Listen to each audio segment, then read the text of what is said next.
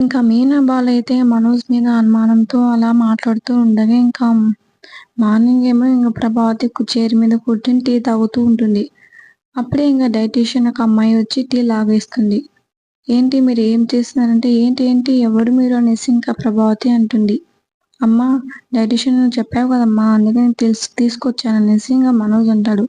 అవునా, ఈ అమ్మాయిని అనేసి ఇంకా ప్రభావతి అంటుంది. అవునమ్మా అనేసి అంటాడింకా. మీరు ఈ రోజు నుంచి టీ తాగకూడదు, నేను చెప్పిన ఫుడ్డే తినాలి అనేసి డైటీషియన్ అమ్మాయి ఏమో చెప్తుంది. ఏంటి నిజంగానా అంటే, నిజంగా టీ తాగితే ఏమో లావు అవుతారా అనేసి, లేదు తాగొచ్చు కానీ ఒక లిమిట్లో తాగాలి, ఇలా తాగకూడదు అనేసి అంటుంది. సరే ఏమేమి తినాలో ఏమేమి కాదో నాకు లిస్ట్ చెప్పమ్మా, నేను చాలా సన్నగా అవ్వాలి, స్లిమ్గా అవ్వాలి, అందరు నన్ను చూసి చిన్నపిల్లలా అనుకోవాలనేసి ప్రభావతి అంటుంది. పక్కన బాలేమో, వామ్మో నువ్వు చిన్నపిల్లలు అయిపోతే ఇంకా నువ్వు నాన్నని తాతయ్య అనలా ఏంటో, వాయమ్మో ఈ సమాజానికి ఏమైపోతుంది నాయనా అనేసి పక్కన అంటూ ఉంటాడు. అమ్మా నువ్వు సన్నగా కావద్దమ్మా, నువ్వు ఏదైనా బాగున్నావు, నీకు ఎవరు చెప్పారో నువ్వు లావు ఉన్నావు అనేసి ఇంకా బాలు అంటాడు. రేయ్ నీ కళ్ళు కనిపించవులేరా అనేసి ప్రభావతి అంటుంది. సరే నువ్వు సన్నగా అయిపోయిన తర్వాత వీధిలో వెళ్ళేటప్పుడు కొద్ది జాగ్రత్తగా అమ్మా అని అంటాడు.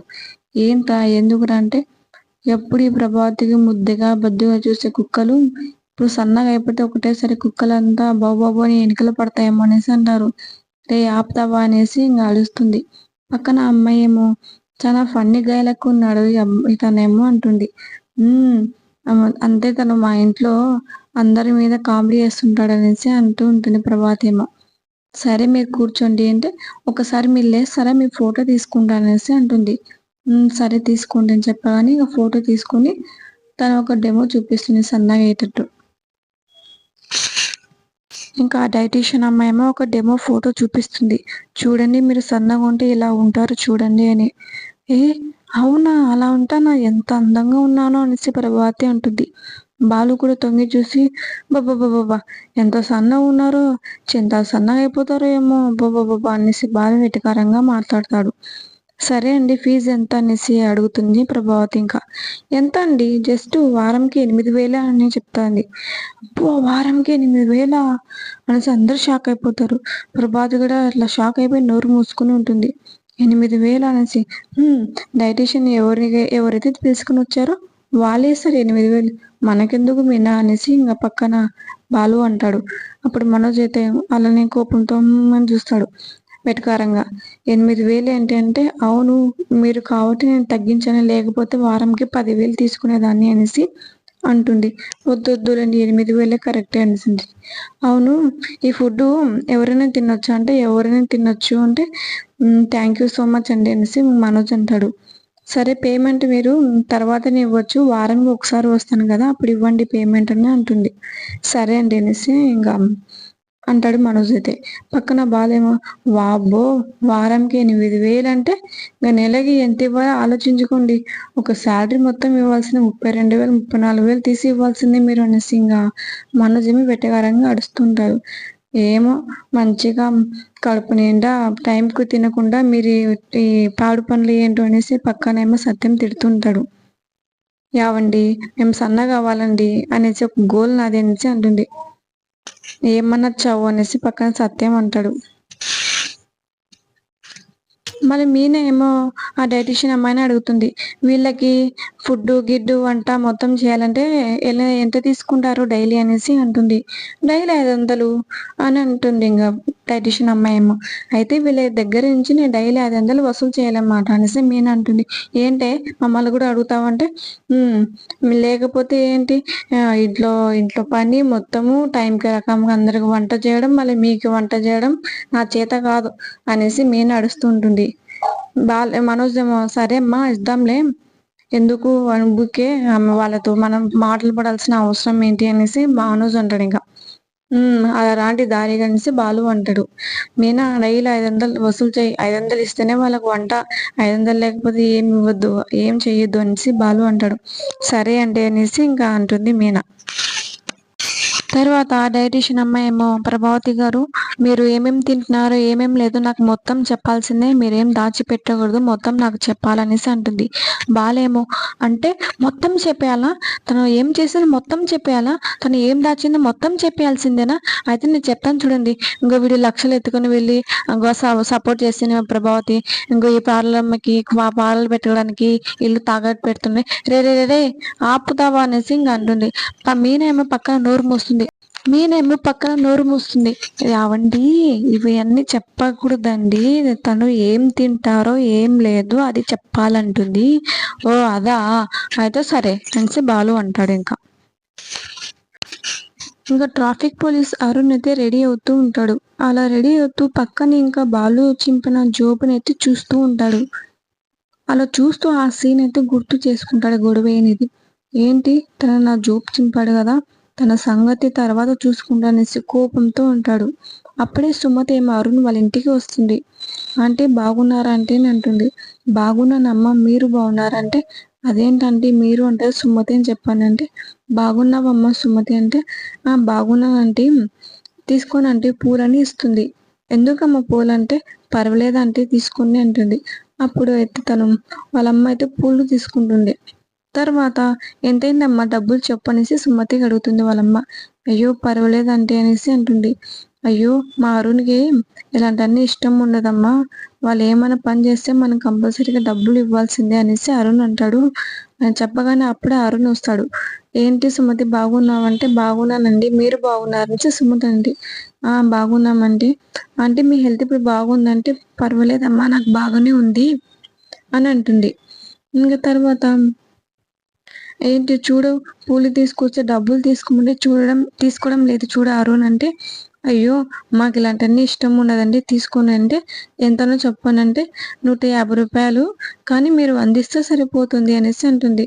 ఏం పర్వాలేదు మొత్తం తీసుకోండి అనేసి అరుణ్ అయితే 150 రూపాయలు అయితే పర్సు నుంచి తీసి ఇచ్చేస్తాడు. సరే తీసుకున్న తర్వాత, అరే అరుణ్, నీ బట్టలన్నీ వాషింగ్ మిషన్లో వేస్తాను, అన్ని బట్టలు తీసి పెట్టేసి వెళ్ళిపోరా అంటే, సరే అమ్మా, కానీ అక్కడ తగిలిచ్చింది ఒక షర్టు, ఆ షర్టు మాత్రం నువ్వు వేయొద్దు అంటే, ఎందుకురా అంటే, చెప్పాను కదమ్మా మొన్న ఏదో గొడవ అయిందంటే, సుమతి ఎందుకంటే ఎందుకు వేయకూడదంటే, ఒక రాస్కల్ నన్ను ఇట్లా ఇన్సల్ట్ చేశాడు రోడ్డు పైన, పైగా నా జోబు చింపాడు. అయినా మీరు ఇంత పోలీసు అయింది కూడా మీ మీద చేయేసే ధైర్యం ఎవరికుందండి అనేసి సుమతి అంటుంది. ఉన్నాడు ఒకడు అనేసి అంటుంది. సరే మీరు చాలా జాగ్రత్తగా అండి అనేసి అంటుంది. ఇంకా సరే సరే అంటే నేను వెళ్ళొస్తాను అనేసి అక్కడి నుంచి సుమతి ఏమో వెళ్ళిపోతుంది. సరే అమ్మా జాగ్రత్తగా అప్పుడప్పుడు రామ్మంటే, ఏంటమ్మా ఎప్పుడొచ్చినా మా ఇంట్లో భోజనమే చేయవు, భోజనం చేసి వెళ్ళాల్సిందంటే, లేదంటే నేను చేసి వచ్చాను, ఈసారి ఎప్పుడైనా వచ్చినప్పుడు ఖచ్చితంగా భోజనం చేస్తాను అంటుంది. సరే అమ్మా అనేసి వెళ్ళిపోతుంది. ఇంకప్పుడే ప్రభావతి ఏమో పిల్లలందరికీ ఇంకా చింతామణికి అందరూ డ్యాన్స్ నేర్పిస్తూ ఉండగా, ఇంకా చింతామణి ఏమో ఏదో కోపంతో డ్యాన్స్ వేస్తూ ఉంటుంది. అది గమనించి కామాక్షి ఏమో, ఏంటి మీరు చేసిన డ్యాన్స్ ఎవరికో కత్తి పొడిచినట్టు చేస్తున్నారు అనేసి అంటుంది. అప్పుడు మనసులో చింతామణి ఏమో, అవును, నా కోపం మొత్తం మీనా మీదనే, అది ఎదిగిపోతుంటే ఇలా మీ దగ్గర వచ్చి డాన్స్ నేర్చుకోవడం కర్మ ఏంటి నాకు, అది తగ్గాలనేసే కదా మీ దగ్గర వచ్చాను. అయినా ఏంటో వీళ్ళు అస్సలకి మీనా వీళ్ళ అత్తయ్య మాటని వినడం లేదు, ఏం చేయాలో బానిస ఆలోచిస్తూ అలానే డాన్స్ వేస్తూ ఉంటుంది. ఇంకా తర్వాత ఏమో, ఏంటి ఏంటి చింతామణి గారు అనేసి ప్రభావతి అంటుంది. నిజంగానే మీరు డాన్స్ ఏం సరిగ్గా చేయట్లేదు అంటే, ఎలా చేయాలి చెప్పనంటే, కరెక్టే చేస్తున్నాను కదా అనేసి మళ్ళీ చింతామణి అంటుంది. ఏది వచ్చి చూపించే చేయని, మీరు చేయనిసి అనే కానీ కోపంతో, ఇంకా ఏంటంటే అంత కోపం అనేసి చింతామణి అంటుంది. పక్కన కామాక్షి ఏమో, మీరు బయట ఎంత తోపున్నా ఎంత ఉన్నా ఇక్కడ తగ్గి చేయాల్సిందే అనేసి అంటుంది. అప్పుడు చింతామణి ఏమో ఇంకా కామాక్షి వైపు ఏమో కోపంతో చూస్తూ ఉంటుంది. ఇక్కడ చేయాల్సిన కర్మ ఏంటి, నాకు ఈ వయసులో నా పంతాన్ని గెలుచుకోవడానికి ఇక్కడ వచ్చాను అనేసి అంటుంది. అలా అలా అనుకుంటూ ఉండగా, ఇంకా సరే సరే పిల్లలు కొద్దిసేపు ఇంకా బ్రేక్ తీసుకోండి అనేసి అంటుంది. ఇంకా కామాక్షి ఏమో, సరే ప్రభావతి టీ తీసుకురా అని అంటుంది. వద్దు నేను డైటీషియన్ గా చేస్తున్నాను కదా, టీలు ఏం తాగకూడదు, ఓన్లీ బ్లాక్ కాఫీ తాగాలి, అయినా నాకు ఇప్పుడు ఏం అవసరం లేదనేసి అంటుంది. అలా ఇంకా చింతామణి ఇంకా ప్రభావతి వాళ్ళ ముగ్గురు ఇంకా మాట్లాడుతూ ఉండే, ఇంకా డాన్స్ చేసిన ఇద్దరు పిల్లలు లవర్స్ ఏమో బ్రేక్ అనగానే ఒకరికొకరు తినిపించుకుంటూ ఇంక బయట కూర్చొని ఉంటారు. అలా తినిపించుకొని బయట కూర్చొని ఉండగా ఇంక మీనా ఏమో బయట నుంచి వాళ్ళ అత్తయ్య కోసం బాక్స్ తీసుకుంటూ వస్తూ ఉంటుంది. ఇంక క్యారీ బాక్స్ తీసుకుంటూ వస్తుండగా వాళ్ళ వైపు చూస్తూ కోపంతో చూస్తుంది. వాళ్ళేమో ఇంకా అయ్యో మీనా అనేసి వాళ్ళు కూడా ఇంకా అక్కడి నుంచి భయపడి వెళ్ళిపోతారు.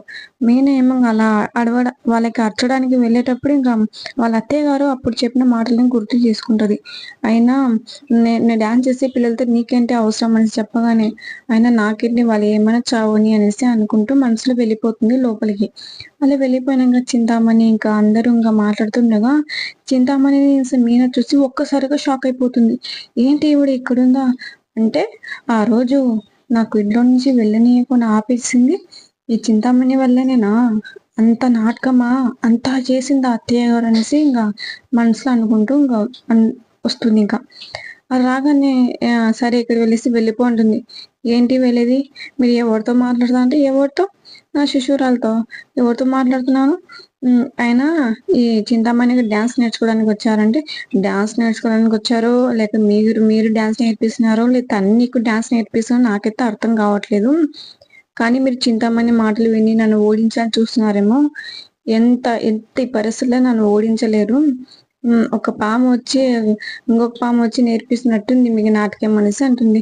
ఏంటి ఎవరిని అంటుంది? మీ కోడలు మీనా పాము అని అంటే, ఇంకెవరిని మీ ఇద్దరిని అంటున్నా అనేసి అంటుంది.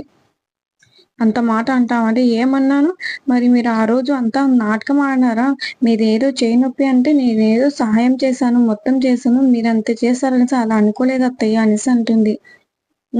అయితే ఏంటి అయితే ఏంటే చూడు చింతమణి, నువ్వు ఎంత ఎత్తులేసినా, నువ్వు ఎంత గెత్తులేసినా సరే నా నా పంతంని ఎవ్వరు ఆపలేరు. నా పరుగు నేను చేస్తూనే ఉంటాను. నేను సాధించే వరకు నేను చేస్తూనే ఉంటాను. నువ్వు నన్ను ఎంత తొక్కాలని చూసినా నువ్వు తొక్కలేవు అనేసి అంటుంది. అయినా నా భర్త ఉండగా నన్ను ఎవ్వరు ఏం చేసుకోలేరు అనేసి అంటుంది. చూసావు కదా మొన్న మా అత్తయ్య గారికి చేయకపోయినా ఏమున్నా ఇంట్లో నుంచి నేను కాల్ చేసి ఎలా గెలిచాను, అలా ఓడిస్తాను నిన్ను కూడా. నేను ఎట్లా గెలిచాను నిన్ను అలా ఓడిస్తానంటుంది. చూద్దామనేసి ఒకరికొకరు మర్చుకుంటూ ఉంటారు. అప్పుడు ప్రభాతి ఏమో హే వెళ్ళు అంటే, వెళ్తాను. మీరు నా అత్తయ్య కాబట్టి నేను సైలెంట్గా ఉన్నాను. అదే కనుక ఇంకా ఈ చింతమణి లాగా ఉన్నారనుకో పరిగెత్తేసి మీకు కొట్టేదాన్ని అంటుంది. అనేసి షాక్ అయిపోతుంది. నిజంగానే అని అంటుంది.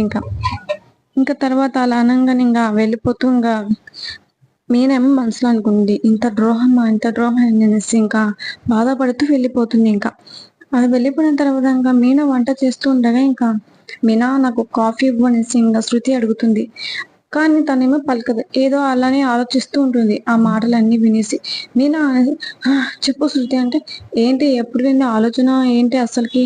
నాకు కాఫీ ఏమో చెప్పాను నువ్వేమో ఆలోచిస్తున్నావు అంటే ఇంకా జరిగింది మొత్తం శృతిగా చెప్పింది.